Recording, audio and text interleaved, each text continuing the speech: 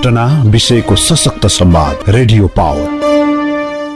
Doctor साहब, म तपाईलाई कार्यक्रम रेडियो पावरमा स्वागत गर्छु। हस्, धन्यवाद। सर्वप्रथम चाहिँ तपाईलाई बडा दशैंको यो कार्यक्रम हामीले गरिरहेको दिन, बजिरहेको समय यो अष्टमी र नवमी एकै दिन, पुनः प्रसारण त विजय दशमीको दिन बिहान पर्यो। यो विजय दशमीको, बडा दशैंको तपाईलाई हार्दिक मंगलमय शुभकामना पनि। हस्, धन्यवाद। यहाँलाई, अब सम्पूर्ण रेडियो परिवारलाई र हाम्रा सम्पूर्ण श्रोताहरूलाई पनि म दशैंको शुभकामना दिन चाहन्छु। अब डाक्टर साहब, दशैं आयो भन्दा भन्दै करिब अब यो त सकिन नै लाग्यो। तपाईले के देख्नुभयो? यो दशैं कतिका लागि दशैं नै जस्तो देख्नुभयो, कतिका लागि दशा जस्तो देख्नुभयो? यस्तो छ, यो दशैं चाहिँ विगत केही वर्षदेखिको तुलनामा यसपालि धेरै मान्छेलाई चाहिँ दशा नै भएर आयो, दशा जस्तै भएको छ। जस्तै तपाईको सामान्य अवस्थामा यो असोज पछि चाहिँ बर्सात सिरिन्छ भनेको सन्दर्भमा असोज 12-13 गते जुन बर्सात भयो, त्यसले गर्दा 250 जना नेपालीले ज्यान गुमाउनु पर्यो। अब त्योसँग जोडिएका सम्पूर्ण परिवारलाई त्यहाँभन्दा ठुलो दशा के हुन्छ? 18 जना अझै हराइरहेको अवस्था छ हैन, 200 जना चाहिँ घाइते लगभग छन् हैन। यो अवस्थामा र यहाँ चाहिँ लगभग 1 खर्ब बराबरको चाहिँ सम्पत्तिको नष्ट भएको छ। हस्पिटलहरू डुबेका छन्। तपाईको किसानहरूको यो खेतबाट बाली भित्राउने बेलामा फुल खेल्दै गरेको धान बगाएर लगेको छ। व्यापारीहरूका गोदामहरू डुबाएका छन्, फलफुलहरू बगाएका छन्, काम गर्नेहरूको ठेला मोटरसाइकल गाडीहरू बगेका छन्। त्यसले गर्दाखेरि यी सम्पूर्ण परिवारहरूमा त यो दशैं दशाको रूपमा आयो एउटा कुरा। दोस्रो कुरा, यो मूल्य वृद्धिको हिसाबले हेर्ने हो भने यो बाढी पहिरोको कारणले र हाम्रोमा प्रत्येक वर्ष हुने यो दशैं तिहार जस्ता पर्वहरूमा अप्राकृतिक रूपले हुने मूल्य वृद्धिले गर्दाखेरि पनि यो चाहिँ एक किसिमले जनताहरू चपेटामै नै परेको देख्छु म चाहिँ। डाक्टर साहब, तर मूल्य वृद्धि त फेरि नियन्त्रणमुखी नै रहेको, नियन्त्रणमै रहेको राष्ट्र ब्याङ्कको तथ्याङ्क भन्छ नि फेरि। हो, यो राष्ट्र ब्याङ्कको तथ्याङ्क जतिखेर यो मोनिटरी पोलिसी आयो त्यो बेलामा 5.5% मूल्य वृद्धि कायम गर्ने भनेको थियो। यो कुरो बजेटमा पनि त्यही 5.5% नै भनेको थियो। तर त्यो बेला यसरी बाढी पहिरो गएको अवस्था पनि थिएन।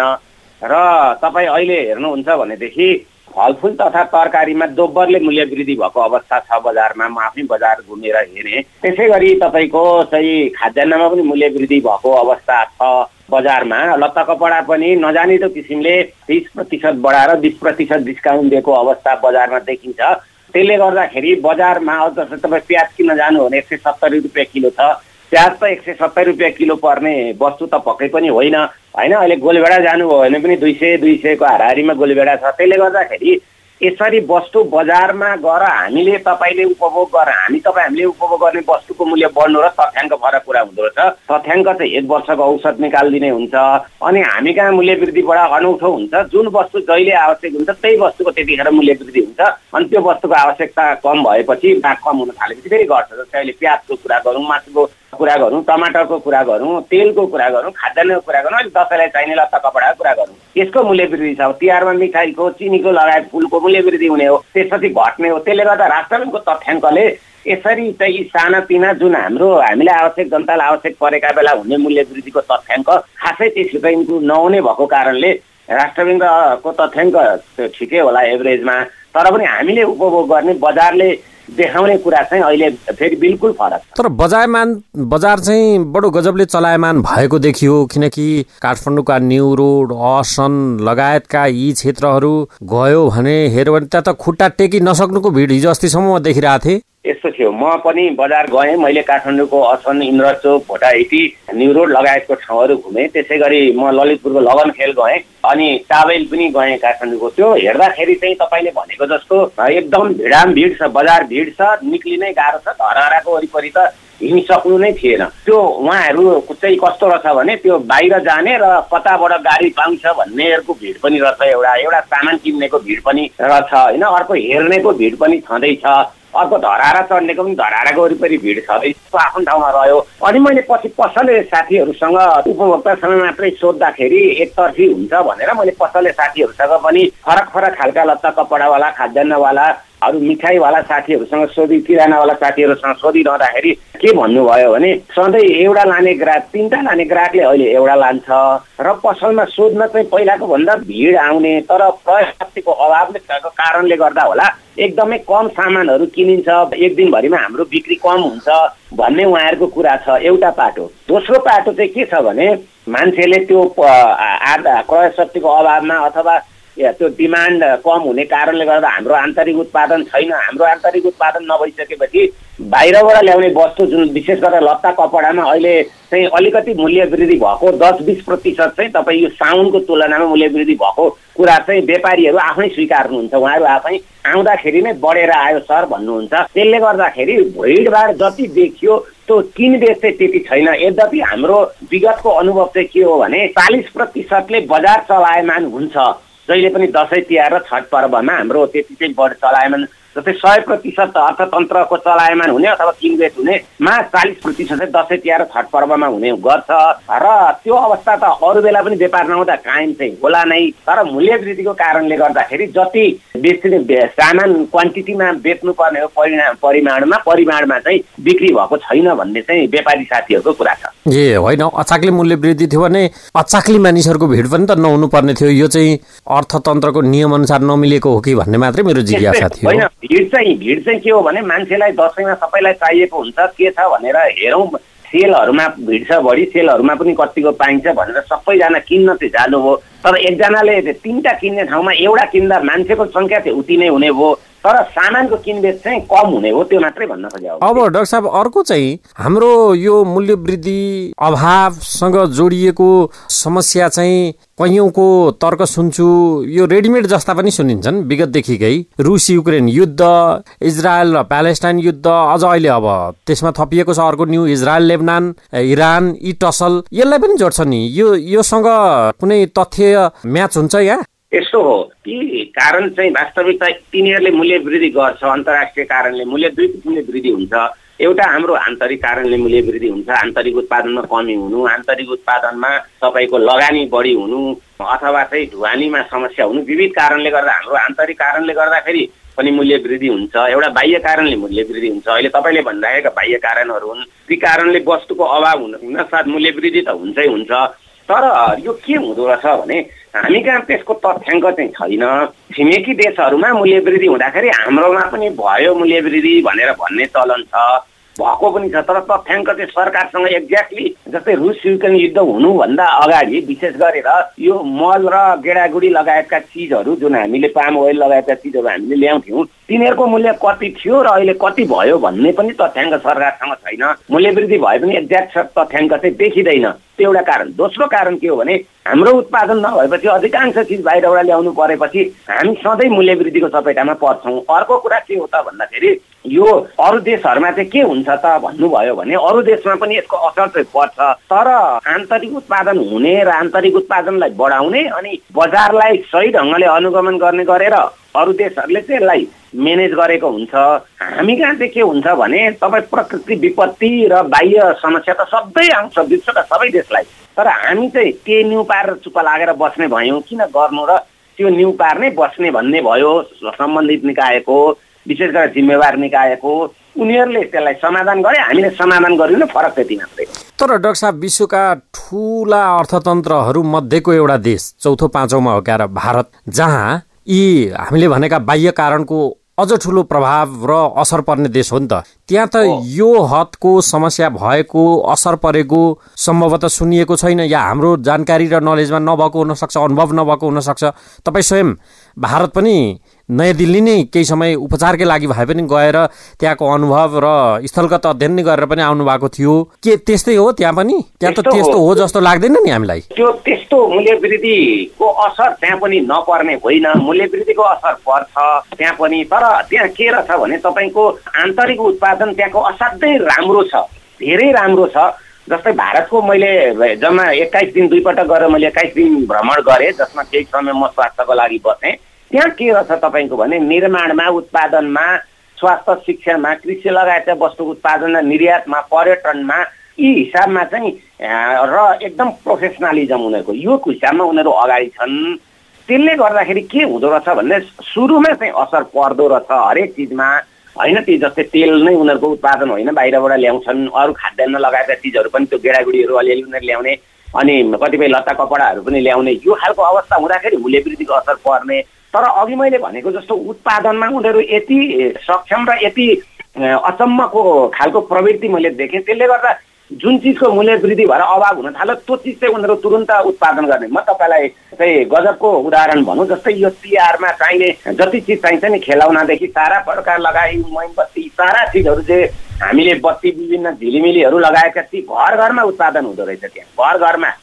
अनि हजुर तपाईँको अर्को के रहेछ भने चाहिँ त्यो जुन अहिले हामीले ब्रान्डेड भारतीय ब्रान्डेड चिजहरू प्रयोग गर्छौँ नि, विशेष गरेर जुत्ता लिबर्टीको अथवा बाटाको जुत्ता, त्यो चाहिँ तपाईँको त्यो त्यही घर घरमा उत्पादन गर्ने क्या। त्यो चाहिँ कम्पनीले घर घरमा उत्पादन गरेर यो क्वालिटीको उत्पादन गरिदेऊ भन्ने, त्यहाँ त तपाईँको यति धेरै उत्पादन हुँदो रहेछ कि त्यो हामीलाई त के लाग्थ्यो भने एउटा मात्रै फ्याक्ट्री होला, त्यो फ्याक्ट्रीले मात्रै उत्पादन गर्ला भन्ने लाग्थ्यो। तर त्यो होइन रहेछ, त्यसको फ्याक्ट्री त छ रहेछ, तर मागले धान्ने भएन भने घर घरमा पनि उत्पादन गर्ने गरी त्यो सिकाएर उत्पादन गरेको हुँदो रहेछ। त्यसले गर्दा एउटा अर्को कुरा यति धेरै प्रोफेसनल छन्। म तपाईँलाई एउटा उदाहरण दिन्छु।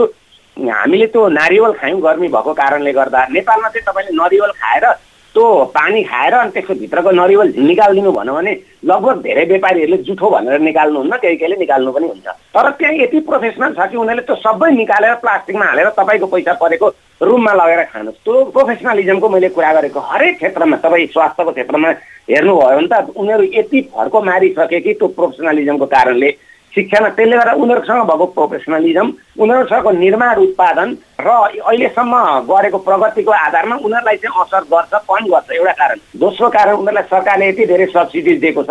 अब सबै मान्छेले के भन्छन् भने नेपालमा मूल्य वृद्धि छ भन्छन्। यहाँ नेपालमा 100 रुपियाँ किलो पर्ने टमाटर वहीँ भाडु 100 रुपियाँ पर्छ, हामीले आफूले किनेर उपभोग गरेको। तर हामी बाहिरबाट जाने जनतालाई चाहिँ किनिन सक्नु महँगो हुन्छ। नेपालको भन्दा सबै चिजै महँगो छ, चामलै नेपालको भन्दा महँगो छ।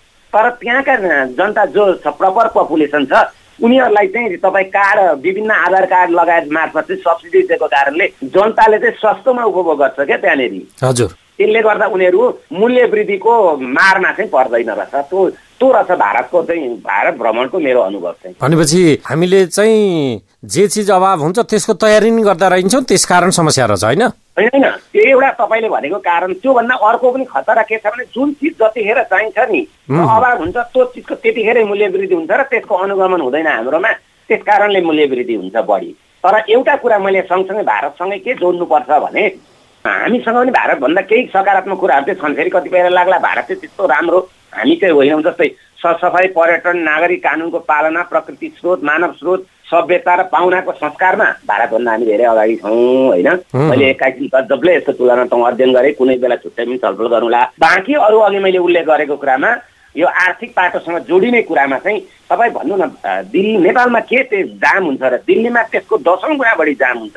तर उनीहरूको मेट्रो छ, जुन मेट्रोले तपाईँ न जाम हुन्छ, अत्यन्तै सस्तो समयमा पुर्याइदिन्छ। हेर्नु कहाँसम्म कुनै समस्या तनाव छैन। त्यस्तो कुरामा चाहिँ उनीहरू धेरै अगाडि छन्, हामी पछाडि छौँ। मैले त्यो भन्न खोजेँ। अब डाक्टर साहब, जस्तो हामी अर्थतन्त्रको कुरा गरिरहेका छौँ, त्यो भारतसँगको तुलना भयो, बाह्य कारणलाई कसरी म्यानेज गर्दा रहेछन् भनेर हामीले छिमेकी भारतकै उदाहरणबाट प्रश्न पार्यौँ। अर्को अर्थतन्त्र चलायमानको हिसाबले चाहिँ हाम्रो विगतको दशैंभन्दा त अलिक सकारात्मक भन्ने तर्क पनि सुन्छु नि यस बेला, त्यो सत्य हो? होइन, मैले तपाईँलाई यस्तो छ, यो क्षेत्र वाइज फरक छ। अब यो यस्तो हो, समग्रमा टेलिभिजन हेरेर पत्रिका पढेर वा अलिकति बजारमा गाडीमा चढेर बाटोमा जान देखेको आधारमा भन्नु र वास्तविकतामै त्यहीँ पुग्नु अलिक फरक कुरा होला। तपाईँ पनि अलिकति वास्तविकतातिरै पुग्नुहुन्छ जस्तो लाग्छ मलाई। तपाईँ किनभने अलिकति अनुसन्धान टाइपकै हुन्छ तपाईँका कार्यक्रमहरू, मलाई त्यो लाग्छ। जस्तै तपाईँ अहिले हेर्नुभयो भने हाम्रो जुन, म एउटा क्षेत्रगत मैले किन भन्न खोजेँ भने जस्तै म तपाईँलाई जुत्ताको उदाहरण दिन्छु। मैले जुत्ताको सूक्ष्म अध्ययन गरेँ, एकै वर्षमा सबै त गर्न सकिँदैन। मैले लत्ता कपडा, जुत्ता र खाद्यान्न, तरकारी फलफुलको हेर्दाखेरि तपाईँको त्यो जुत्ताको के रहेछ भने एक दशैंमा मात्रै तपाईँको 4 करोड जुत्ताको चाहिँ माग हुँदो रहेछ के हाम्रोमा। जम्मा 10 करोड जो जुत्ता चाहिँ खपत हुँदो रहेछ एक वर्षभरिमा हामी कहाँ। त्यसको 80% नेपाली जुत्ताले नै धान्छ, मतलब नेपाली माग हुन्छ, 20% मात्रै बाहिरी हुन्छ। तर 40% अथवा 4 करोड जो जुत्ताको दशैंमा माग हुन्छ, त्यो माग अझ राम्रोसँग छ यसपालि है। जुत्ताको माग चाहिँ हाम्रो आफ्नो उत्पादन भएको कारणले। जस्तै कतिपय साथीहरूले के भन्नुहुन्छ भने खर्च कसरी कटौती गर्ने, यो दशैंमा बडा समस्या छ भन्नुहुन्छ। त्यसमध्ये एउटा कारण चाहिँ के हो त भन्दाखेरि हाम्रो आन्तरिक उत्पादन गर्दा चाहिँ खर्च कटौती हुँदो रहेछ भन्ने कुरो। र मैले जुत्ता किन जोडिरहेको छु भने हो, यस्ता स्पेसिफिक केही चिजहरूको माग चाहिँ हाम्रोमा राम्रो छ। पहिला पोहोरको दशैं, पराको दशैंभन्दा राम्रो छ। तर केही चिजहरू जुन किन्नै नसक्ने र बाहिरी उत्पादनहरू अलिक महँगो चिजहरू छ, ती चिजहरूमा चाहिँ पहिलाको तुलनामा जुन जुनमा मूल्य वृद्धि भयो जुत्तामा मूल्य वृद्धि भएको छैन। त्यसकारण जुन जुन वस्तुमा मूल्य वृद्धि भयो र अहिले तत्काल आवश्यक छैन ती वस्तुहरूको चाहिँ मूल्य यसपालि कटौती भएको छ। बजार सधैँ जस्तो चलायमान गत साल पनि अब आर्थिक अभाव तपाईँको यो पैसाको अभावको कारणले गर्दा कम नै चलायमान भएको। अलिक 2-3 वर्ष अगाडिको दाजोमा अहिले चाहिँ मलाई चाहिँ उही चहल पहल देखेर भन्ने कुरा एउटा कारोबारको हिसाबमा पछि पनि हामी छलफल गरौँला। कारोबारको तथ्याङ्क आउँछ। मलाई चाहिँ अहिले प्रारम्भिक हिसाबमा के लाग्छ भने कारोबारको आधारमा चाहिँ अलि 2-3 वर्ष अगाडि भन्दा मलाई बजार धेरै चलायमान हुन्छ जस्तो लाग्दैन। होइन, मैले चाहिँ अघिल्लो वर्षसँग मात्रै तुलना गर्न खोजेको। अघिल्लो वर्षसँग त चलायमान किन पनि छ भने अझ धेरै हुन्थ्यो बाढी पहिरो नआएको भए। अघिल्लो वर्षसँग तुलना गर्दा चाहिँ गत साल चाहिँ हाम्रो त्यो तरलताको अभावको कारणले गर्दाखेरि समस्या भएको थियो, पैसै थिएन, त्यो कारणले समस्या भएको थियो। त्यो समस्या चाहिँ अहिले समाधान भएको छ। त्यो अर्थमा चाहिँ फेरि ठिक हो। अर्को, तपाईँ आफैले पनि अध्ययन गरेर एउटा विवरण बताउनु भएको थियो, सटरहरू खाली, सटर आतंक नलाग्ने त्यस्तो ट्रेन्ड चाहिँ अझै घट्दो क्रममा छ कि यो बढ्दो क्रममा छ त? त्यो चाहिँ के देखिन्छ? यो अझै बढ्दो क्रममा छ। म तपाईँलाई तथ्याङ्क दिन्छु। अझ तपाईँसँग अघिल्लोपल्ट कुरा गर्दा भन्दा मैले अलिकति बढी फेरि खोजेँ। कस्तो अचम्म रहेछ भने नि तपाईँको लगभग मैले 50-55वटा सहरको नै लिएर आएँ। त्यसमा जसको आफ्नै घर र घरको मुनि सटर छ उनीहरूको अहिले 40% ढोका बन्द छ। जसले अर्काको सटर भाडा लगाएर चाहिँ व्यवसाय गरिरहेछ उसको त 60% बन्द छ। तपाईँ र मेरो कुरा गर्दा मैले 30-40% सटर बन्द, त्यो चाहिँ मैले एभरेजमा भनेको थिएँ। तर अहिले त्यो अझ वृद्धि भएर 40 र 60 को रेसियोमा गइरहेछ भने तपाईँ अहिले पैसा लग्नु भनेर बैङ्कले पैसा छ जति लगे पनि हुन्छ भनिराखेको सन्दर्भमा 8.5-9% पनि ब्याज दरमा नै पैसा दिइरहेको सन्दर्भमा पनि यो नघट्नु यो हाम्रो लागि दीर्घकालको लागि चाहिँ दुःखद हुन्छ। तपाईँ रोजगारका हिसाबमा, वस्तु उपलब्धताको हिसाबमा, सरकारले लिने राजस्वको हिसाबमा र त्यो सम्बन्धित व्यापारीहरूको जीविकोपार्जनको हिसाब। डाक्टर साहब, अब सकारात्मक चाहिँ जम्मा जम्मी मैले भ्याएसम्म र थाहा पाएसम्म सुनेसम्म रेमिट्यान्स, फरेन मनीको रिजर्भको विषय, यो दुईटा बाहेक त यी व्यावहारिक पाटोबाट तपाईँले बताएको आन्तरिक मामिलाको विषय र बाह्य वातावरणको विषयले पनि हाम्रो त त्यति सकारात्मक खालको जनौघण्टी दिँदो रहन्छ। यसले पार्ने कालान्तरका असरहरू के हुन सक्छन्? यस्तो हो, रेमिटेन्स अहिले सकारात्मक, बाह्य क्षेत्र सबै सकारात्मक छ, यसलाई नकारात्मक मिल्दैन। जस्तै साउनमा मात्रै होइन, मैले टेक्निकली भन्न जानिन। यो बाह्य भनेको चाहिँ मैले जस्तो बाह्य देशहरूमा चर्किएका युद्ध मध्यपूर्वतिर अनि अरू पाटोलाई मैले त्यो हिसाबले भनेको इन्डिकेटर वाइज होइन, ठिक छ। जस्तै तपाईँले भनेको जस्तो यो रेमिटेन्स हामीसँग सकारात्मक छ। रेमिटेन्स सकारात्मक हुने बित्तिकै विदेशी मुद्राको सञ्चिति, धेरै समय बस्नु किन्ने यो शोधनान्तरण स्थिति, यिनीहरू सबै सकारात्मक यसले नै बनाइहाल्छ। अनि अर्को तपाईँको पर्यटक आगमन पनि सकारात्मक थियो। यो चाहिँ तपाईँको अहिलेको बाढी पहिरोभन्दा अगाडि, त्यसले गर्दा पनि विदेशी मुद्रा हामीसँग राम्रै आएको छ। 7-8 लाख पर्यटक गत साल मात्रै भ्रमण गरे। यी कुरा हामीसँग सकारात्मक छ। अब तपाईँ आयात निर्यातको हिसाबले हेर्नुहुन्छ भने 2 महिनामा हामीले 2 खर्ब 62 अर्ब साउन र भदौमा मात्रै चाहिँ हामीले सामान चाहिँ आयात गरेछौँ। निर्यात जम्मा 25 अर्बको छ। हेर्नु 2 खर्ब 37 अर्ब 44 करोड त अहिले पनि व्यापार घाटा नै छ होइन। अब तपाईँलाई यो मूल्य वृद्धि र यो वस्तु उपभोग रेमिटेन्ससँग जोडेर हेर्दा यो पेट्रोलियम पदार्थको खपत र मूल्य गिरावट भइरहँदा पनि हामी कहाँ मूल्य वृद्धि हुनु चाहिँ अलिकति दुःखद नै कुरा जस्तो लाग्छ। अब बाँकी अरू कुराहरू तपाईँलाई के थियो भने अलिकति अर्थतन्त्रमा केही न केही सुधार, बाह्य क्षेत्र आफैमा सकारात्मक भइरहेको सन्दर्भमा आन्तरिक अर्थतन्त्र पनि विगत 1 वर्षदेखि अलिकति सुधार हुन्छ कि भनेर हामीले अपेक्षा गरिरहेको थियौँ। बजारमा सेयर बजार लगायत अलिअलि चिजहरू थोरै मात्रै, त्यत्रो धेरै होइन, सुधार तरलताको समस्या समाधान भएको अलिकति चाहिँ ती थिए। तर ती हुँदै पनि के भयो त भन्दा यो बाढी पहिरोले गर्दाखेरि तपाईँको अहिले अर्थतन्त्रमा जुन देखियो त्यो चाहिँ एकदमै अब फेरि डाउन हुने अवस्था छ। किनभने म तपाईँलाई भनौँ, स्याहार्ने बेलाको बाली बगेर गएको छ, किसानलाई त्यहाँ असर गर्यो। अब धेरै व्यापारीहरूको गोदाम डुबेको छ, त्यहाँ असर गर्यो। धेरैवटा हस्पिटल डुबे, स्वास्थ्य क्षेत्रलाई असर गर्यो। विद्युत गृहहरू डुबे, त्यहाँ असर गर्यो। विद्यालय क्याम्पस डुबे, बसै विद्यार्थी बोकेको बसै डुब्यो। शिक्षा क्षेत्रलाई त्यहाँ असर गर्यो। रोसीमा घर बगायो, लड्यो। रोसीको त स्थिति के छ तपाईँको भनेदेखि हस्पिटलबाट घर जाँदाखेरि घर पनि छैन, खेतबारी पनि छैन। अब त्यो अवस्था पनि छ। त्यसले गर्दाखेरि अब तपाईँ खुर्कोटको तल्लो भाग जानुहुन्छ भनेदेखि त त्यो बजारै सबै गयो, धेरै पुलहरू गए। अब झ्याप्ले खोलामा त्यत्तिकै मान्छेहरू पुरिए। त्यसले गर्दा यो हेरेर सबै क्षेत्रहरूमा चाहिँ अहिले चाहिँ यो बाढी पहिरोले असर गरेको कारणले गर्दा मलाई लाग्छ अबको पछि चाहिँ अलिकति खाद्य अभाव जस्तो हुने मूल्य वृद्धि हुने दीर्घकालमा होइन, यी समस्याहरू चाहिँ हामीले भोग्नुपर्छ जस्तो पनि लागिरहेछ। अब रोजगारीका समस्या पनि हामीले भोग्नुपर्ने हुनसक्छ, किनभने यसले त अलिक बेरोजगारी समस्या बढाउन सक्छ होइन। यी खालका समस्याहरू चाहिँ हामीले दीर्घकालमा अलिकति भोग्नुपर्छ कि जस्तो मलाई लागिरहेको छ। अनि डाक्टर साहब, यो तपाईँले भने जस्तो र पूर्वानुमान गरे जस्तै ठानेर होला सरकारले अर्थतन्त्र सुधार सुझावका लागि एउटा समितिकै आयोग नै गठन गर्यो, त्यसको डाक्टर नियुक्त गरेको छ रामेश्वर खनाललाई। त्यो रामेश्वर खनाल नेतृत्वको त्यो डाक्टरहरूको टिमले केही समाधान दिन सक्छ होइन? अब मैले जसरी रामेश्वरजीलाई चिन्छु होइन, त्यो हिसाबमा र उहाँको क्षमताको आधारमा म चाहिँ अलिकति आशावादी छु। यद्यपि अब यसमा चाहिँ के हुनुपर्छ जस्तो लाग्छ मलाई भने, अब जस्तै त्यहाँनिर चाहिँ हाम्रो प्रकाशजी पनि हुनुहुन्छ, हाम्रो योजना आयोगको सदस्य होइन, उहाँको अलि बढी चाहिँ तपाईँको अलिक प्र्याक्टिकल भएको हाम्रो अर्थशास्त्रको विभागीय प्रमुख गेवाली सर, रामप्रसाद गेवाली सर लगायतका साथीहरू हुनुभएको हिसाबले अलिकति आउला जस्तो लाग्छ। तर त्यहाँ उहाँहरूले एउटा दुईवटा कुरा चाहिँ के चाहिँ समस्या भयो त भन्दा अघि मैले जुन क्षेत्रको बढी समस्या देखाएँ तीसँग सम्बन्धित साथीहरू पनि यहाँ जोड्नु भएको भएर त्यस्तै देशको वास्तवमै माटो बुझेको छ नि त्यो खालको साथीहरू पनि दुईजना जोड्नु भएको भए बेस्ट हुन्थ्यो जस्तो लाग्छ मलाई होइन। त्यही ठिकै छ, खैर के भने यसमा केही आश चाहिँ मलाई लागेको छ। तपाईँ हामीले पनि सुझाव दिउँ, हेरौँ कस्तो आउँछ। आशावादी नै छु म चाहिँ व्यक्तिगत रूपमा। समग्रतामा त्यति धेरै उत्साहित हुने अवस्था चाहिँ छैन त्यसो भए? समग्रतामा त्यस्तो उत्साहित हुने अवस्था पनि छैन। अनि धेरै साथीहरूलाई चाहिँ यो खर्चको समस्या भयो, खर्च कसरी चाहिँ म्यानेज गर्ने, खर्च कटौती कसरी गर्ने भन्ने खालको पनि धेरै साथीहरूको गुनासो छ। मैले तपाईँको यो पपुलर मिडियामा मैले 1 मिनट चाहिँ यो समय लिन खोजेँ होइन। खर्च कटौतीका मैले 10वटा उपायहरू चाहिँ यहाँ अलिकति म भन्न चाहन्छु, समय छ र अनुमति पाउँछु भने कुरागत रूपमा। जस्तै धेरै साथीहरूलाई यो काम लाग्छ, तपाईँले उत्साहित छैनन् भन्दा यसले पनि अलिक उत्साह जोड्ला। जस्तै आवश्यक वस्तुहरू मात्र खरिद गर्ने होइन, संयुक्त खर्च गर्ने बानी बसाउने।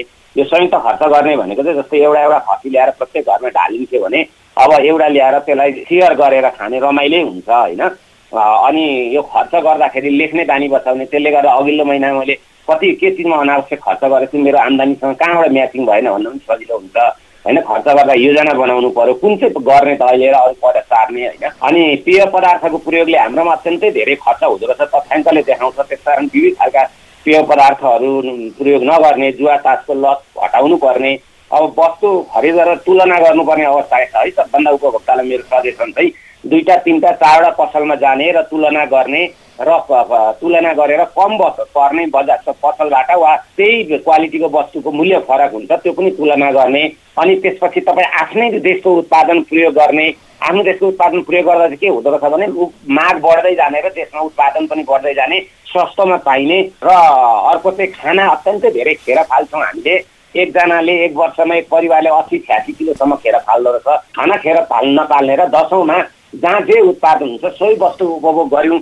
सबैले चामलै खानुपर्ने वा चाहिँ मसिनो चामलै खानुपर्ने भन्दा पनि त्यो ढङ्गले गऱ्यौँ भने चाहिँ अलिकति खर्च कटौती गर्न सकिन्छ र अलिकति दसैँ चाहिँ उत्साहजनक हुन्छ कि भन्ने नै मलाई लाग्छ। हस् डाक्टर साहब, यो तपाईँको महत्त्वपूर्ण समय संवादका लागि तपाईँलाई धेरै धेरै धन्यवाद। हस्, यहाँलाई पनि विशेष धन्यवाद। घटना विषयको सशक्त संवाद रेडियो पावर।